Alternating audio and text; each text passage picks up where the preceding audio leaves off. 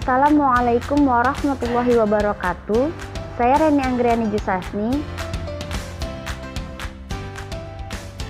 Sistem reproduksi tidak terjadi hanya pada manusia, melainkan terjadi juga pada tumbuhan.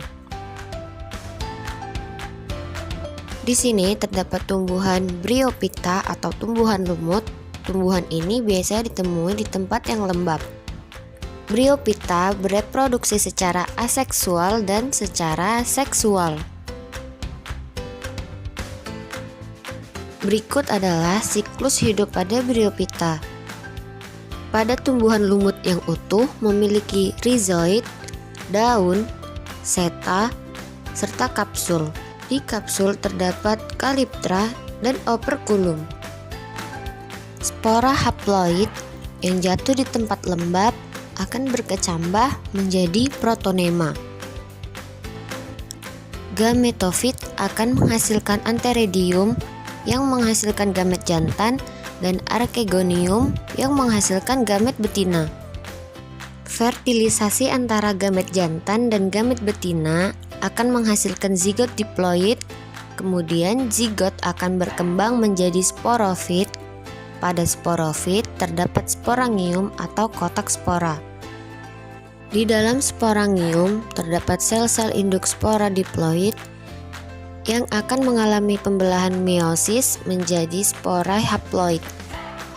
Selanjutnya pada tumbuhan Pteridophyta atau tumbuhan paku.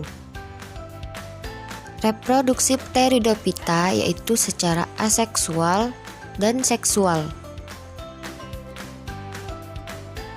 Berikut adalah siklus hidup dari tumbuhan Pteridophyta.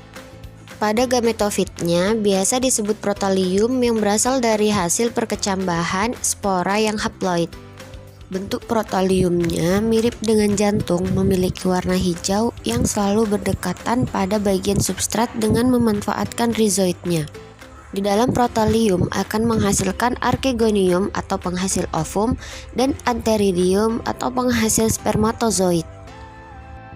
Ketika ovum dan spermatozoid bertemu, maka ia akan tumbuh menjadi zigot dan seterusnya akan menjadi tumbuhan paku yang sporofit.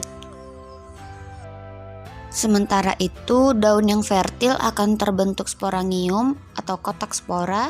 Di dalam sporangium akan menghasilkan sel induk spora yang akan mengalami pembelahan meiosis menjadi spora haploid.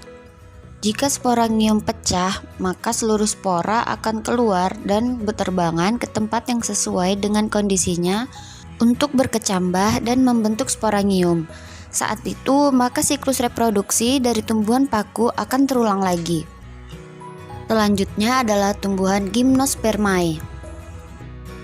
Pada Gymnospermae, organ reproduksi generatifnya yang tampak dari luar berupa strobilus atau konus atau rujung.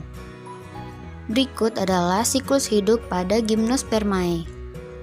Strobilus jantan tersusun atas mikrosporofil yang tersusun atas sel induk mikrospora.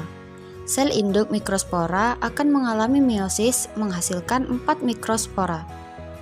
Strobilus betina tersusun atas megasporopil atau nucellus atau makrosporopil yang mengandung sel induk megaspora.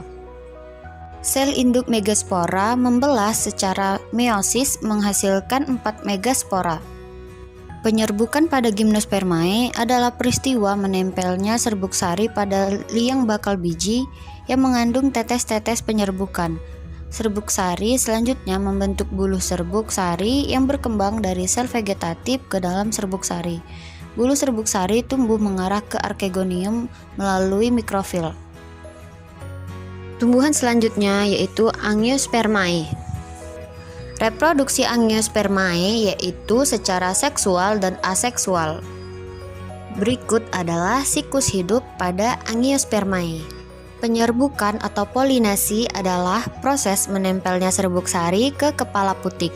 Pembuahan atau terjadi ketika serbuk sari melekat pada kepala putik yang sesuai, maka serbuk sari akan menyerap air dan berkecambah membentuk buluh serbuk sari. Buluh serbuk sari tumbuh dan bergerak menuju bakal buah melalui tangkai putik. Satu inti vegetatif di dalam serbuk sari berperan menjadi penuntun gerak tumbuh buluh serbuk sari ke bakal biji. Satu inti sel sperma membuahi inti sel telur membentuk zigot, dan satu inti sel sperma yang lain membuahi inti kandung lembaga sekunder untuk membentuk endosperma atau kemudian penyebaran biji terjadi secara alami atau dengan bantuan manusia. Perkecambahan adalah peristiwa ketika biji mulai tumbuh menjadi tumbuhan baru atau berakhirnya masa dormansi biji.